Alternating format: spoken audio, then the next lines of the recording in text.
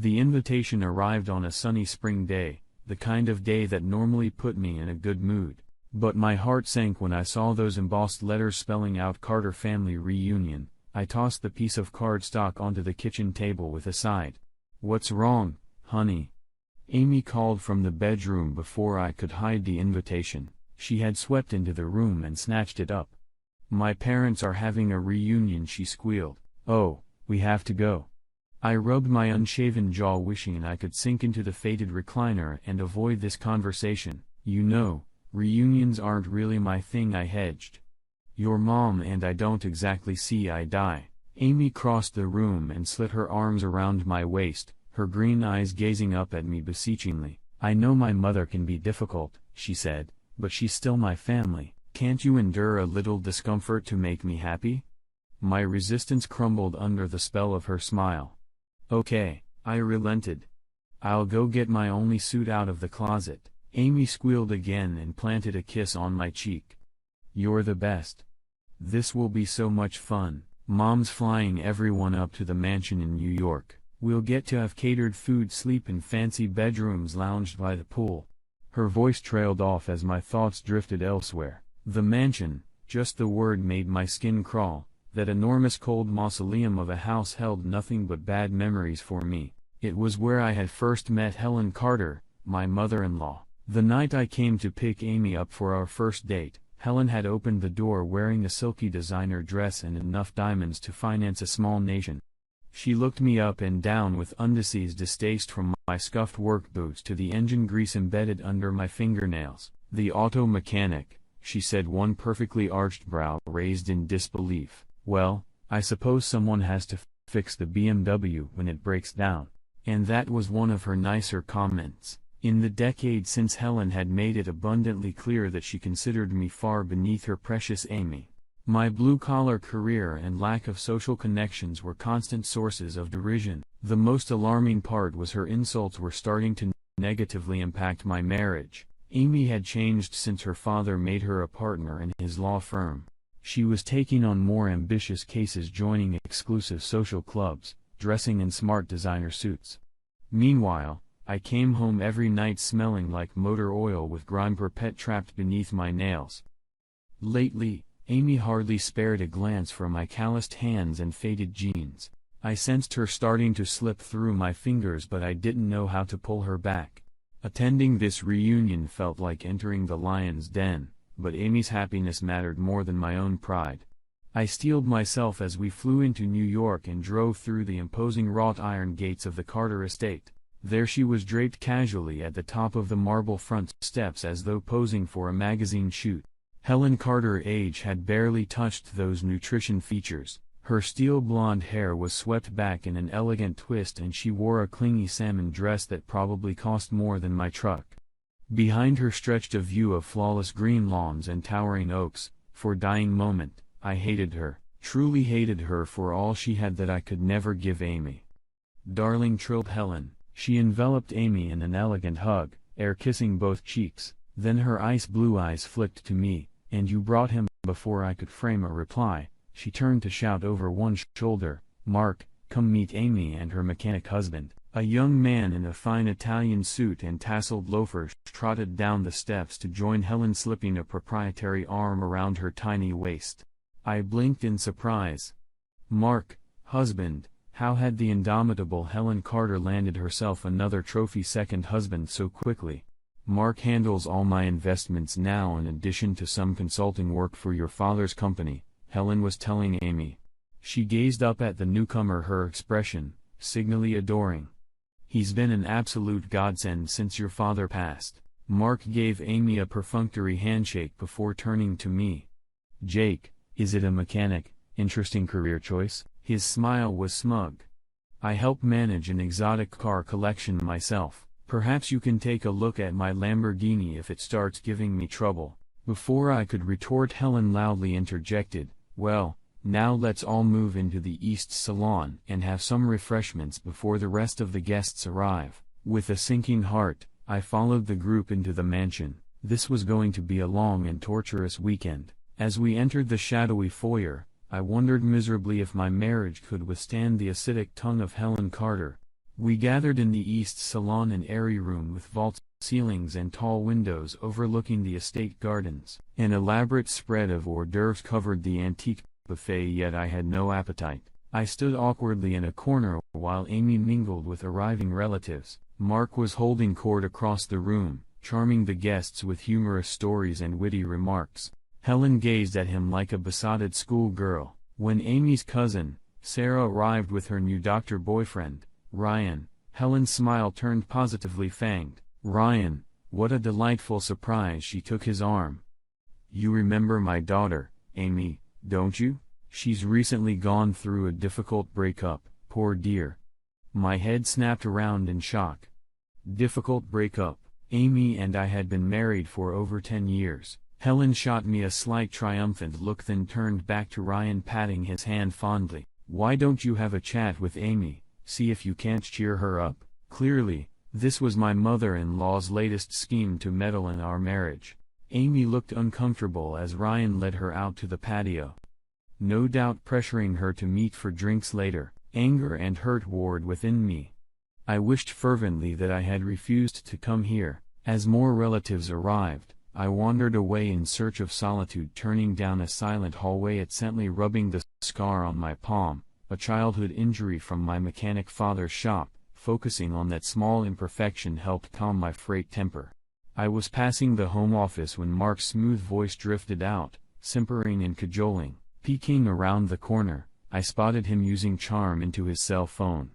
"Don't worry, gorgeous, we'll be sipping champagne on the beach in St. Bart's by next Saturday." He gave a nasty laugh. "That old hag won't know what hit her." I flattened myself against the wall as Mark exited the office, pockets bulging with files and flash drives. My pulse raced as I processed what I'd overheard. The old hag had to mean Helen. Mark was embezzling from the Carter family accounts. Clearly, he was plotting to steal Helen's fortune and disappear with his mistress. For a moment, I contemplated staying silent, karma coming back to bite Helen for her life of pride and hubris. But underneath her granitic facade, she was still Amy's mother. I didn't want my wife to suffer the shock and scandal of her stepfather's betrayal. I had to confront Mark and put a stop to his scheme. Taking a deep breath, I hurried down the hallway towards his wing of the mansion. When I found Mark in his elaborate bedroom, stuffing cash and bearer bonds into a suitcase, he merely laughed at my threat to expose him. "By the time she realizes anything is wrong, I'll be long gone," he said. "That senile old fool signed half her assets over to me months ago." His smile turned cruel. "Now get out of my way or else." Righteous anger flooded through me. I stepped forward, hands bunching into fist. How dare this impostor steal from my wife's family and cruelly deceive her mother? Mark's smug grin faded as I advanced. His hand darted behind his back and emerged clutching an ugly snub-nosed revolver. "Not so fast," he growled. "I didn't build this cushy new life just to have some backward hick tear it all down." His next action seemed to unfold in slow motion, the barrel rising to point at my chest, the deafening crack that echoed in my ears. Then a bloom of red spread across my shirt as blinding pain led through my body. I crumpled to the hardwood floor, the edges of my vision going dim. Voices shouting, hurried footsteps, Amy's terrified face swimming above me. "Jake, oh God, someone call an ambulance." I tried to respond, but only managed to weak gurgle. Amy squeezed my limp hand, tears splashing onto my drained face. "Just hang on, baby. Help is coming, don't you dare leave me." As my pulse faded, I used my last ounce of strength to run a trembling thumb across Amy's engaged ring, the symbol of our enduring bond. Then the world slipped away into darkness and silence. Fragments of memories and dreams swirled through the void, my father's gravely voice patiently teaching me how to rebuild an engine, Amy walking towards me through the courthouse gardens on our wedding day, sunshine glinting off her veil, the sickening crack of Mark's gun firing. Gradually, the darkness receded, sterile white walls emerged around, and the steady beep of a heart monitor echoed rhythmically. I blinked slowly, realizing I lay in a hospital bed dressed in a thin gown with tubes running from both arms. Shooting pain radiated from my chest with every shallow breath, but somehow, impossibly, I was alive. Amy dozed in a chair beside my bed, her blonde hair disheveled, makeup smudged. She clutched my limp hand. Even in sleep, seeing her steadfast loyalty swelled my battered heart. I gently squeezed her fingers. Amy jolted awake with a gasp. "Jake, you're conscious." Tears of relief spilled down her cheeks. "The doctor said it was 5,050 if you'd ever wake up." I opened my mouth but could only produce a feeble croak. Amy quickly grabbed some ice chips to soothe my ravaged throat. As I sputtered weakly, she breathlessly filled me in on events since the shooting. Mark had vanished that awful night, fleeing the country with his mistress and a suitcase of stolen diamonds, but the FBI caught up with him a week later in the Cayman Islands. He would be serving a very long prison sentence. In my absence, Amy had also finalized a difficult, but necessary decision, dissolving all contact with her mother. "Her pride and pettiness nearly got you killed," Amy said, her mouth set in a bitter line. "I won't expose our family to her toxicity any longer." I felt a hang of sadness at the permanence of Amy's words. Fool I was. Even better than in battling critical injuries, part of me still hoped for reconciliation between my wife and her mother. Call me an eternal optimist. Recovery came slowly. 2 additional surgeries were required to remove bullet fragments perilously close to my heart. But every day brought increasing strength. Amy rarely left my side, reading aloud, singing songs, cheering each small milestone. The day I finally left the hospital, Amy wheeled me proudly through the front doors into the brilliant autumn sunlight. My left arm was still splinted, but I could walk a few shuffling steps. I took a deep breath of the crisp air, blinking back tears of joy and gratitude. As Amy helped me into her sedan, I caught sight of a huddled figure sitting atop a bus stop bench across the street. Though shabby and careworn beneath the shapeless hat and oversized sunglasses, there was no mistaking those patrician features. Helen Carter looked utterly broken, yet still she had come. Pity and concern flooded through me. "Amy, wait," I whispered. She turned to me, then followed my gaze. Her mouth tightened. "Please, Amy," I implored, holding her arm. "She has lost everything. Let me talk to her just for a minute." With a reluctant sigh, Amy helped me hobble across the street. Helen glanced up dully as our shadows fell over her. Behind the lines, her eyes were red-rimmed and sunken. She seemed to have aged 20 years since I'd seen her last. "Helen," I began gently. She recoiled as though I'd slapped her. "Jake, I can explain," she stammered. I raised a hand. "Helen, stop. I know you've suffered, but recriminations won't help now." I sank gingerly onto the bench beside this woman who had caused me such grief. Yet still, I felt only compassion. "Come stay with us for a while until you get back on your feet." Disbelieving joy and shame warred across Helen's ravaged face. Then she dissolved into heaving sobs.